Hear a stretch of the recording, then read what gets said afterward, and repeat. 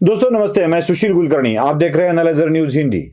आजकल ईवीएम पे शक कर कर ईवीएम ही गलत है, ईवीएम को मैनेज किया गया है, ये बोलने का फैशन चल रहा है।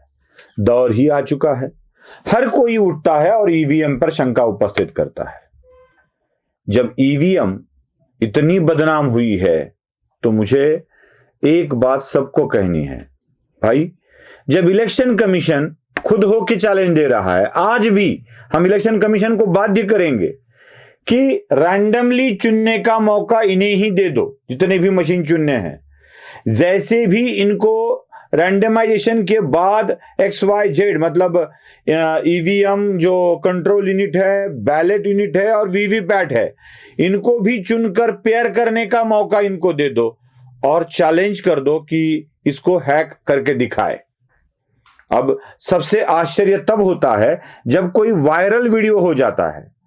मैं उस वायरल वीडियो के अंश आपको दिखा रहा हूं, देख लीजिए। अल्पेश जी हैं, ये हमारे, इनका आपको पता होगा, इनके पास 102 सीट्स इनको दी गई है। 75 इनको करवाना है। 75 63 होंगे आपके यहाँ। 63 आप बोल रहे हो कि कंफर्म हो जाएगा? हाँ, 63 कंफर्म होगा। 5 में से मेरे पास 63 स्ट्रेट आउट एक्सेस है, लेकिन मेरे को वीवीपैट की मशीन की डिटेल्स चाहिए। लेकिन कुछ एरिया ऐसा है जहाँ पे फ्रीक्वेंसी आइसोलेशन इम्पॉसिबल है, तो वहाँ आई डोंट थिंक उसको इनिशिएट करना भी it doesn't make sense to me. 7 का टर्मिनल एक्सेस जो अभी राइट नाउ का आज के यानी 15 तक का लॉक इन है, वो पड़ रहा है करीब 6,72,000 चेंज में पड़ रहा है।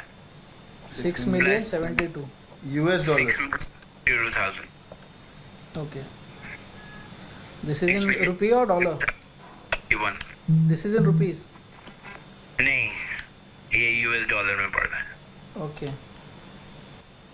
एक फ्रीक्वेंसी पुलिस का रेडियो यूज करता है, वॉकी टॉकी का जो नेटवर्क है, और उसी के लगभग वही शॉर्टवेव के ड्यूरेशन में ईवीएम की फ्रीक्वेंसी मैच होती है। देखा, इसमें कुछ बातें कही गई है। रैंडमाइजेशन के बाद यह कर सकता है, यह कहा गया है।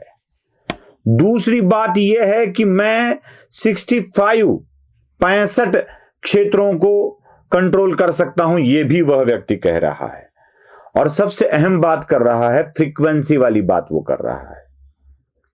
भाई, कान में बीड़ी लेके तो नहीं घूमते ना हम। यह बात बार बार बताई जाती है कि ईवीएम मशीन एक स्टैंड अलोन मशीन है जो किसी फ्रीक्वेंसी पर काम नहीं करता है, वायर पर काम करता है। मतलब कंट्रोल यूनिट वायर से जुड़ा हुआ होता है बैलेट यूनिट को, और बैलेट यूनिट जुड़ा हुआ होता है वीवीपैट मशीन को, वो भी एक वायर से। वायर की काम करने वाली मशीन फ्रीक्वेंसी पर काम नहीं करती है। आसान भाषा में समझा दूं तो पुराने जमाने में जो शार्प कंपनी के, सलोरा कंपनी के, डायनोरा कंपनी के टीवी हुआ करते थे, उनको रिमोट नहीं होता था, क्योंकि रिमोट से चलने वाला सरफेस ही उनके पास नहीं था। चैनल बदलना भी है, चैनल बदलने की बात भी नहीं होती थी, तो ऊपर जो आवाज वाला एक बटन था, उसके बाद वो चैनल की वाला बटन होता था, उसको घुमाना पड़ता था, तो उसका सरफेस नहीं होता था रिमोट वाला। वैसे फ्रीक्वेंसी वाला सरफेस ही नहीं है ईवीएम मशीन में। तीनों XYZ तीनों यूनिट में ऐसा कोई सरफेस नहीं है जो फ्रीक्वेंसी पर चले। तो सबसे फेल बुरी बात होती है फ्रीक्वेंसी वाली। बिल्कुल फ्रीक्वेंसी नहीं होती है जो किसी अन्य उपकरण के जरिए चलाया जाए। ये जो रैंडमाइजेशन की बात कर रहा है, जरा मैं वो भी आपको समझा दूं किस तरह से होता है रैंडमाइजेशन। एक जिले में 6 विधानसभा क्षेत्र होते हैं, कहीं पर 5, मैं लोकसभा क्षेत्र की बात कर रहा हूं, तो जिसका मुख्यालय जिले में होता है, तो एक लोकसभा क्षेत्र में लगभग 6 विधानसभा क्षेत्र होते हैं, और उस लोकसभा क्षेत्र के एरिया में 6 विधानसभा क्षेत्र के ईवीएम मशीन्स तीनों के साथ भेजे जाते हैं।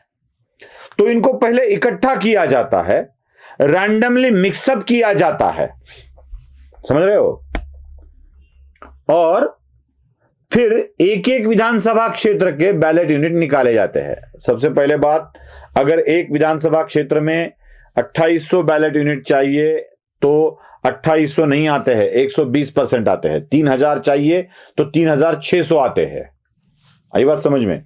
तो 3600 में से 3000 अलग निकाले जाते हैं और फिर उसको बांटा जाता है हर विधानसभा क्षेत्र में।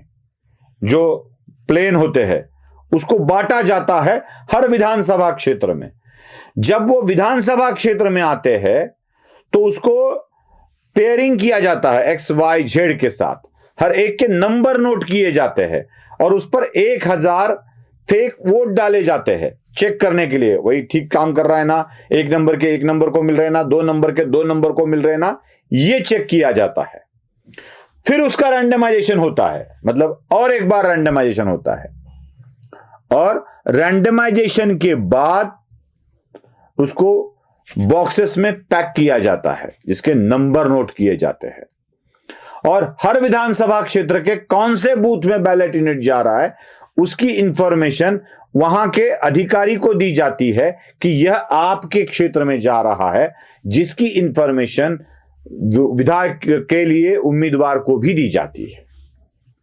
और वह उसको बताया जाता है कि जब वो मशीन आपके मतदान केंद्र पर आ जाए तो चेक कर लेना क्या वही सीरियल नंबर आया है।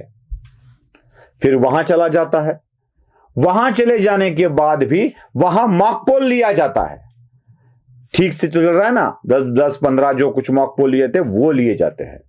फिर उसको क्लियर करके वोटिंग को शुरुआत की जाती है। यह होता है आने का सिलसिला। इसमें एक विधानसभा क्षेत्र में कम से कम 2500 कर्मचारी प्रत्यक्ष रूप में ईवीएम मशीन को हैंडल करते हैं एक विधानसभा क्षेत्र में।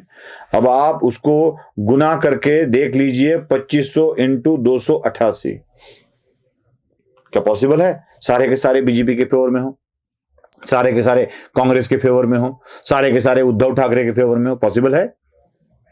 और जिंदगी लग जाएगी उसकी दांव पर। चलो ठीक है, ये भी चल मान लेते हैं।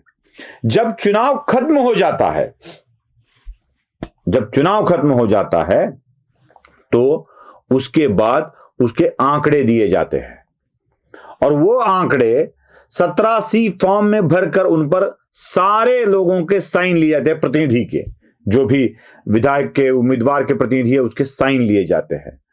एक प्रत प्रतिनिधियों को दी जाती है और एक प्रत मतदान केंद्राध्यक्ष के पास रहती है, और वह प्रत काउंटिंग सेंटर पर चली जाती है। काउंटिंग सेंटर पर वहां जाकर दिखाया जाता है कि ये और ये टैली कर लो। जब तक टैली नहीं होता है तब तक काउंटिंग ही नहीं शुरू होती है। टैली हो जाए तो साइन लिए जाते हैं और काउंटिंग शुरू हो जाती है। मतलब कोई भी आंकड़े में गड़बड़ नहीं हो सकती। तो आंकड़ों में गड़बड़ वाली बात कैसे चलती है यह भी समझ लीजिए। होता ऐसे है कि जब विधानसभा बूथ के या लोकसभा बूथ के किसी भी केंद्राध्यक्ष को फिगर मांगी जाती है तो वह केंद्राध्यक्ष बैलेट यूनिट के टोटल में से फिगर देता नहीं है, जो उसके पास एक रजिस्टर होता है उससे वो फिगर देता है। उसमें ह्यूमन एरर के कारण 1-2 वोट की गड़बड़ हो सकती है। इसमें ज्यादा से ज्यादा 10-15 तक गड़बड़ हो सकती है। 10 तक इसलिए कि अगर समझो 89 लिखा जाए तो 79 है या 89 है ये समझ में नहीं आया तो उसमें 1-10 तक गड़बड़ होने की संभावना हो सकती है। ऐसे हर केंद्र पर नहीं होता है। हम समझ भी ले तो 2000 वोट के ज्यादा सबने गलती कर दी तो 2000 वोट से ज्यादा ये गड़बड़ नहीं हो सकती। समझ लो सबने कर दी तो ऐसा हो ही नहीं सकता कि सबने कर दी। तो इतनी ह्यूमन एरर वाली गड़बड़ तो नहीं हो सकती। और एक बात, सारे के सारे बूथ कनेक्टेड नहीं हैं, सारे के सारे बूथ कनेक्टेड नहीं हैं। वह बूथ एक दूसरे से जोड़ने के लिए या हेडक्वार्टर से जोड़ने के लिए रनर रखा जाता है, घोड़ा रखा जाता है जिसके ऊपर बैठकर आदमी, रायगढ़ में जाकर देखिए आपको ऐसे ही मिलेगा, गढ़चिरौली में जाकर देखिए आपको वहां नेटवर्क नहीं मिलेगा। तो रनर रखे जाते हैं, इसमें ह्यूमन एरर होकर कुछ इधर उधर आंकड़े एक बूथ के 8, 9, 10, 11, 12 वोट तक के हो सकते हैं, उससे ज्यादा नहीं होता है। और वह भी लिखने वाली गड़बड़ होती है। चुनाव आयोग जो आंकड़े देता है मीडिया को, वह आंकड़े टेंटेटिव होते हैं, अंदाजन होते हैं, फिक्स नहीं होते हैं। और फिक्स आंकड़ा वह होता है जो लिख कर दिया गया होता है फॉर्म में, जो जिस पर मतदान प्रतिनिधि की स्वाक्षरी भी ली जाती है। अगर ऐसा होता है, इतना चलता है, तो गड़बड़ काहे की भैया। और एक बात, उस वीडियो को अगर आपने गौर से देखा होगा जो वायरल हुआ है, तो उसमें एक माइक भी लगा हुआ है बाजू में, मैं आपको दिखा रहा हूं, जरा देख लीजिए, माइक भी लगा हुआ है, बाजू से एक कॉर्नर से शूटिंग भी हो रहा है। अगर मैं मेरे स्टाफ को लेकर ऐसी ही वीडियो बनाकर किसी एक पार्टी को सहयोग किया है ऐसा दिखा दूं, तो हो सकता है ना। अब इलेक्शन कमीशन से मेरी दरख्वास्त है, ये अल्पेश कौन है, ये सामने वाला व्यक्ति कौन है, ये जो अफवाहें फैला रहा है, इसकी शोध जरूर ले, जांच जरूर करे और इन व्यक्तियों को सलाखों के पीछे जरूर डाल दे। क्योंकि ऐसा गलत करने वाले लोग इतने शातिर होते हैं कि वो अपना नाम भी आने नहीं देते। यहां तो सारी की सारी पहचान उजागर करके गड़बड़ करने की चेष्टा की जा रही है। वो कौन है यह जरूर देखा जाए, ऐसे लोगों को बख्शा मत जाए। और एक बात, वो 60-65 के लिए, 60-65 विधानसभा क्षेत्र के लिए लगभग 55 करोड़ की बात कर रहा था। अगर 200 करने हैं तो यही सिलसिला 150-200 करोड़ तक चला जाएगा। ऐसे 150-200 करोड़ में चुनाव मैनेज हो सकते हैं क्या, यही सवाल मेरा आपसे है। देख लीजिए। नमस्ते।